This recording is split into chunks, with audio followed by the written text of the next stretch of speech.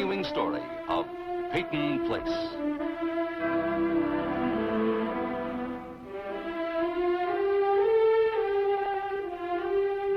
Starring Dorothy Malone as Constance Mackenzie, Warner Anderson as Matthew Swain, Ed Nelson as Michael Rossi, and Mia Farrow as Allison Mackenzie.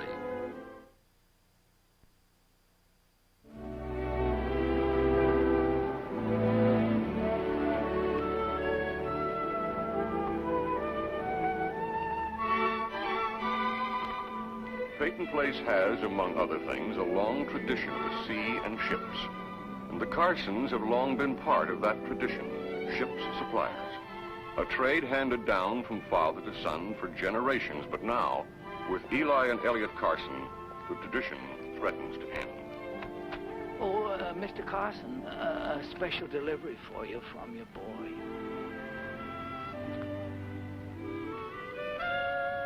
Thank you, Tom. Welcome.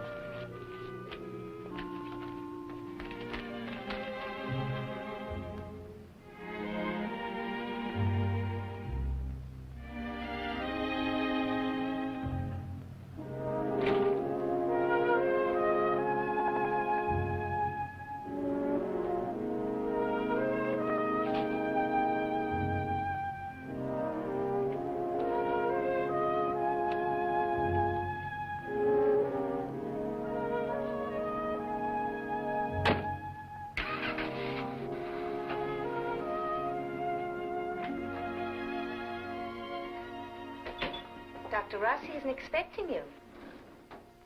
He in, Mrs. Brooks? He's with a patient. Be long? I don't think so. Can you wait? I can wait.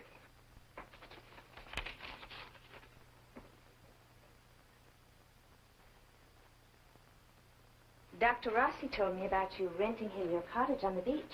Well, no use letting it stand empty. Oh, I agree with you. I hate to shut it up for the winter. I don't blame you. Of course, the summer people... They know.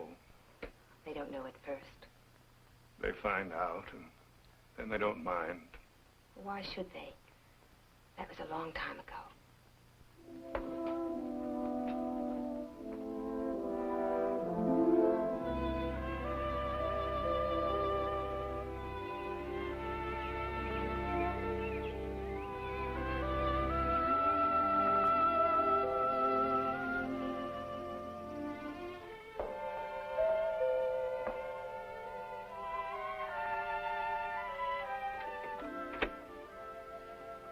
Betty, why didn't you use your key? I forgot it. Well, come on in. Is something wrong? Yes. Are you busy? No, come on in the kitchen.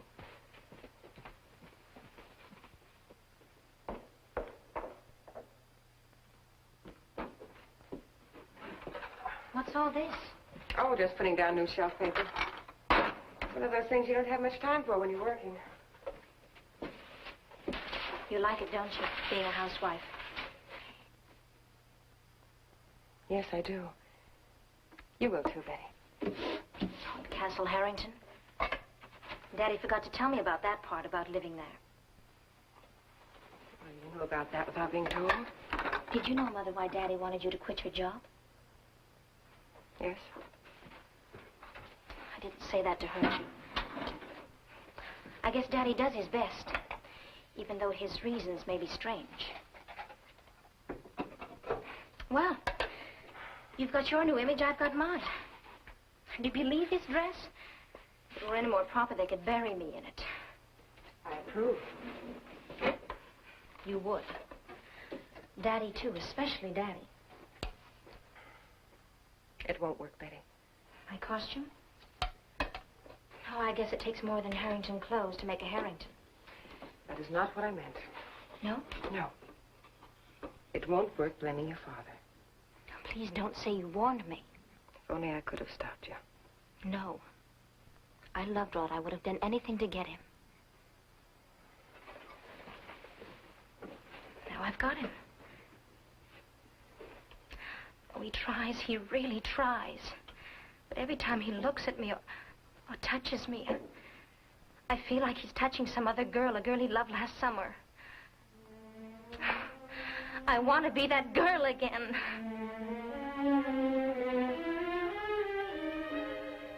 That girl never lied to him, Betty.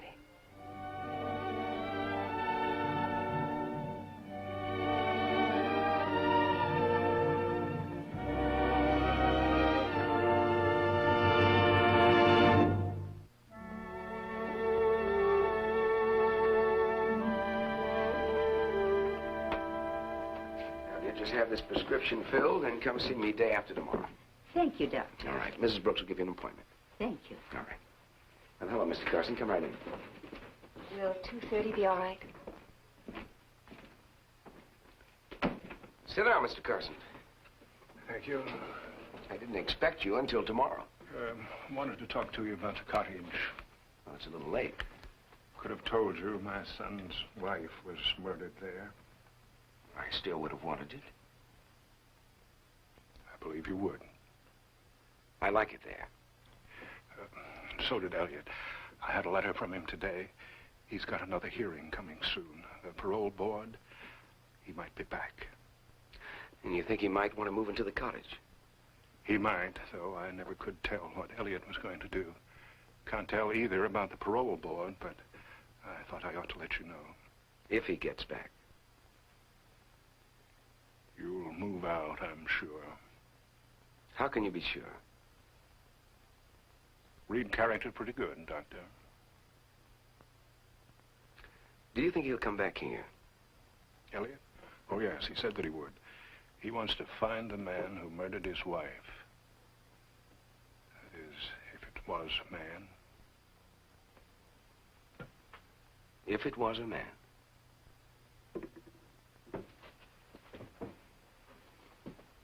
Mr. Carson, do you think your son was innocent? They found him guilty.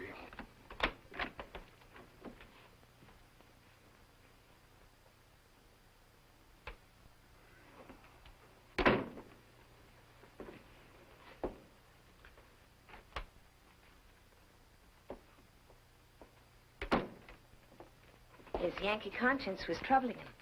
Am I right? Read character pretty good, Mrs. Brooks. A Yankee trait. Somehow I don't think of you as a Yankee. Well, you hardly know me yet. I thought I did. No, Doctor. And I hardly know you.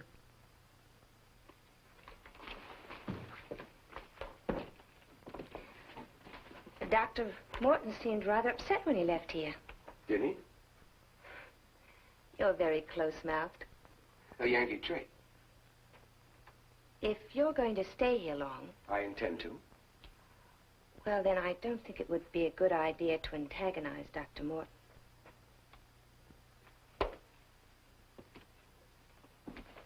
Play it cool. Play it safe. You don't read character pretty good, Mrs. Brooks. Oh, yes, I do, Doctor. Better than you think.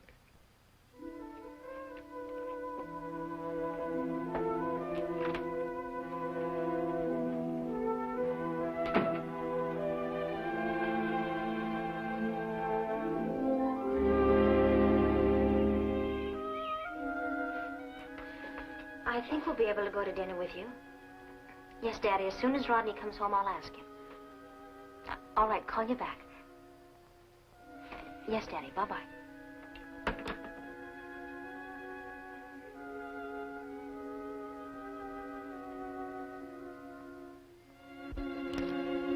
I'll only be gone a couple of days. I'd feel better if you were here, Robert. Boston's just 2 hours away.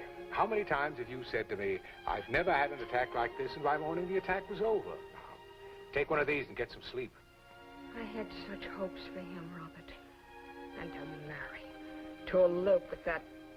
Why? I'm not even sure he had to marry her. Leslie won't listen. Leslie never listens. Catherine, you're just making yourself ill. I am ill. No, just upset. I'll see you as soon as I get back.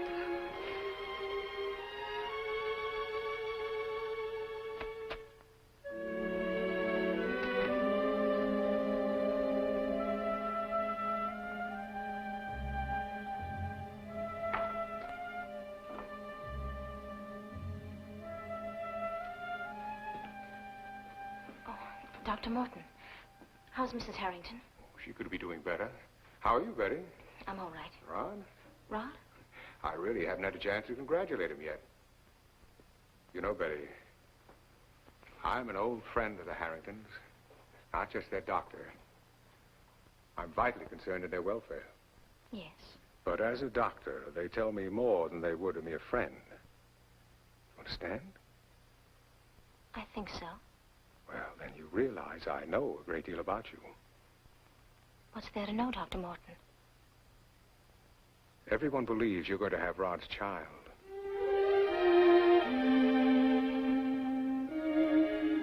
You were in the hospital after the accident. And hospitals do keep records. As chief of staff, I do check those records. I've seen yours, Betty.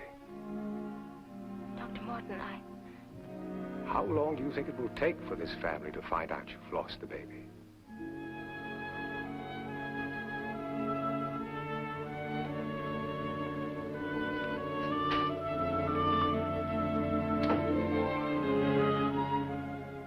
Be with you in a minute. Rod, could we put a phonograph in here?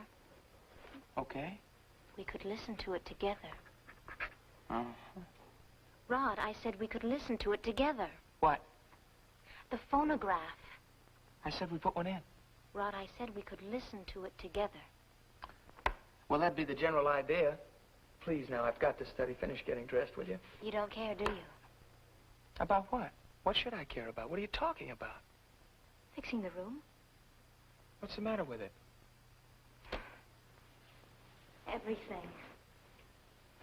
What's that supposed to mean? Well, it's like a guest room. Betty, it is a guest room. It's supposed to be our home. Okay, I'll get a sign, put it up to say the home of... Rod, please. Well, what do you expect? That you'd pretend to show some enthusiasm about our home. Even if it is one room. Okay. What improvements can we make? How about the drapes? They're okay? The carpet, how about the carpet? No, I like it. Pictures. Well, maybe something less somber. Okay, change the pictures. What else? What about the bedspread?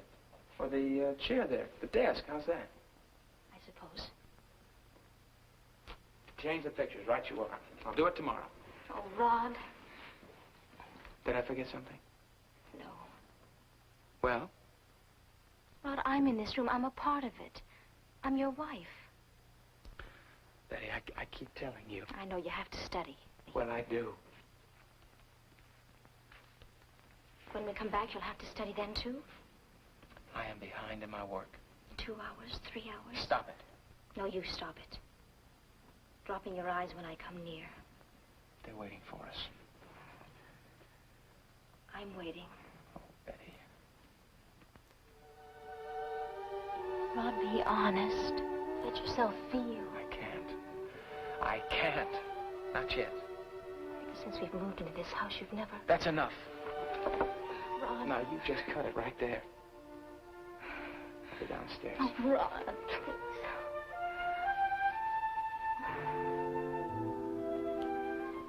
I'm sorry. Rod.